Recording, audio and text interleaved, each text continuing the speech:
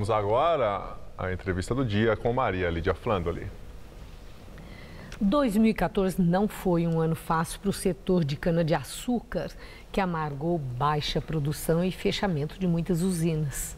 Para falar sobre as perspectivas para 2015 no novo mandato de Dilma Rousseff, hoje recebemos a economista Elizabeth Farina, diretora-presidente da União da Indústria de Cana-de-Açúcar, a única.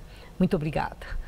E eu quero começar com essa notícia que nós acabamos de dar, né? De mais uma vez a queda no preço do petróleo, essa queda progressiva que não tem previsão, né? Para saber aonde vai parar. Como é que isso está afetando o seu setor sucro-alcooleiro? Bom, Maria Lídia, muito obrigada por essa oportunidade da entrevista. Esse é um tema bastante importante e, na verdade, bastante importante para todos os programas mundiais de energias renováveis.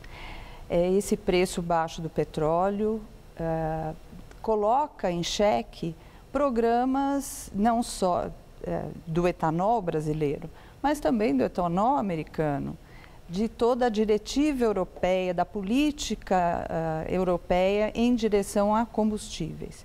E isso é particularmente importante nesse ano, porque nós teremos Paris 2015, que será um encontro, né, de líderes mundiais para discutir as questões do clima.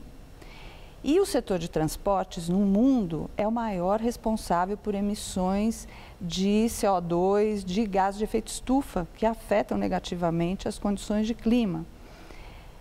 Como ficarão os programas para incentivar o uso de combustíveis renováveis que reduzam a emissão de CO2 com esse petróleo tão baixo? Então, agora é um momento importante da definição de políticas públicas para a gente saber para onde queremos ir. Bom, essa questão, né, é o grande ponto de interrogação. Como ficarão esses programas? O seu setor não é setor de ficar se lamuriando. Vocês tomam providências, são duros na crítica, cobram do poder público. No ano passado não foram poucas essas investidas, inclusive com os candidatos. A candidata Dilma Rousseff fez alguma promessa para o seu setor? Ela assumiu claramente um compromisso de definição de política pública para essa questão da energia? Ou mesmo em relação à crise que o setor passava, do fechamento de usinas, as dificuldades que vocês estavam para a produção? Bem, a presidente não elaborou um programa por escrito, né, de governo que tivesse incluído sua definição de matriz energética para o país e, portanto, o que se espera para o setor de etanol. Isso continua sendo um pedido, né, uma expectativa do setor. Mas eu acho que um país como o nosso, que tem que crescer e tem que, na base do seu crescimento, ter energia lato sensu, uma energia elétrica e energia combustível, para amparar esse crescimento, tem que definir essa matriz. E nessa definição é muito importante que se veja claramente o que se espera do setor de etanol. Quer dizer, hoje, a indústria de cana-de-açúcar produz dois produtos principais importantes. Um é o açúcar, 70% é exportado, energia para o corpo humano, e o outro é o etanol, na sua versão anidro, que vai misturado à gasolina, hoje em 25%, e o etanol hidratado, que compete diretamente com a gasolina. E daí porque o preço do petróleo entra na nossa equação econômica, né? Agora, o novo ministro, Joaquim Levy, né, nas suas falas, que são mais ou menos cifradas, mas tem o subtexto, mas de qualquer forma, no texto, ele já, na primeira fala, diz que não ia beneficiar nenhum setor específico. Ele sinalizou alguma coisa, em especial a essa questão de política energética ou as dificuldades do setor sucroalcooleiro? Ou jogou para São Pedro, questões que ele diz que, né, as condições climáticas, o alinhamento de preços. Ele mostrou uma perspectiva positiva Eu confesso que eu não vi com clareza uma sinalização. Quero saber se vocês viram.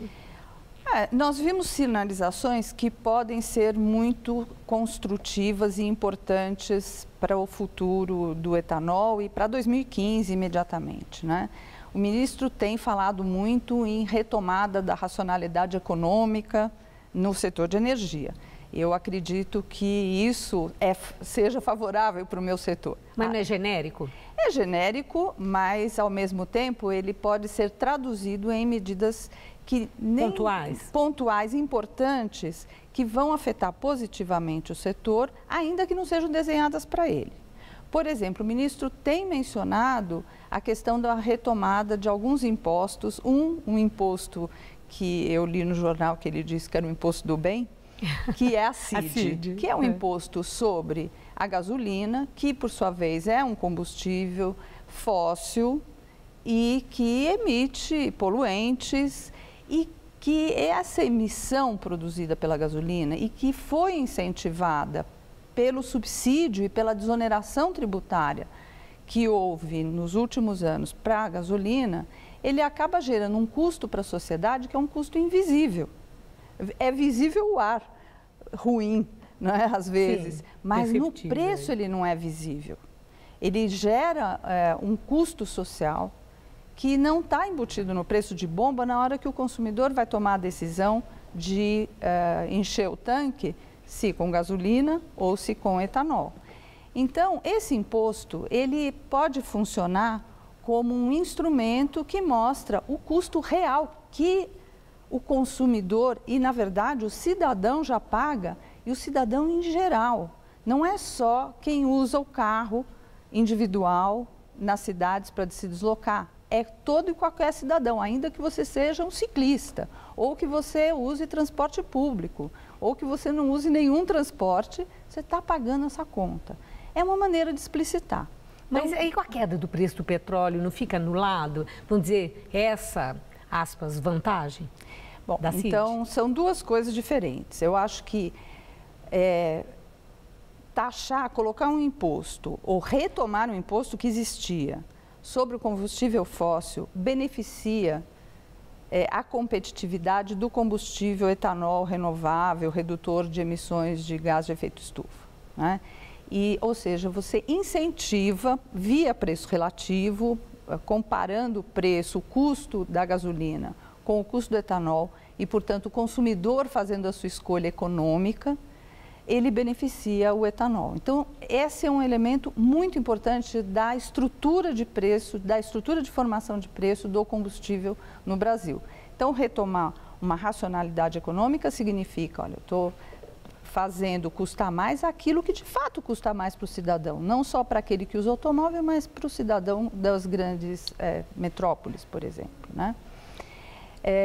Então, essa CID, embora seja geral, e não vá para o bolso do produtor de etanol, ele beneficia o setor. Preço baixo do petróleo.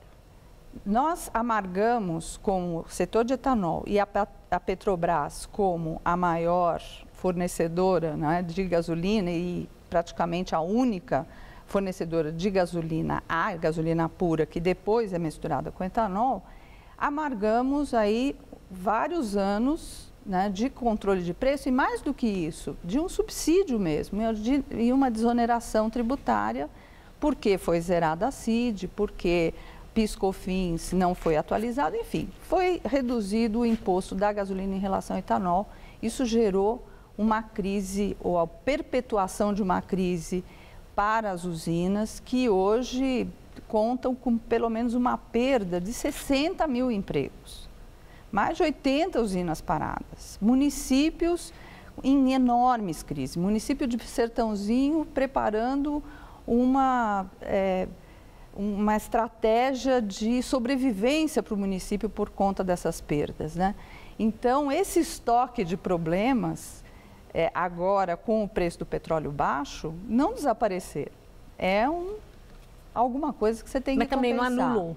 Não anulou, a vantagem subsiste. É isso que é interessante. Exatamente. Ter ficado definido. Depende muito da política pública. Como é que vai ser tratado essa estrutura de preço do preço internacional em relação ao interno e da tributação diferencial. E a ministra Cátia Abreu, que é ligada ao agronegócio, isso tudo, vocês assim receberam como um fator positivo para o setor, acreditando que ela possa ter autonomia, ou ela vai ficar lá firme no comando da Dilma? Rédea curta.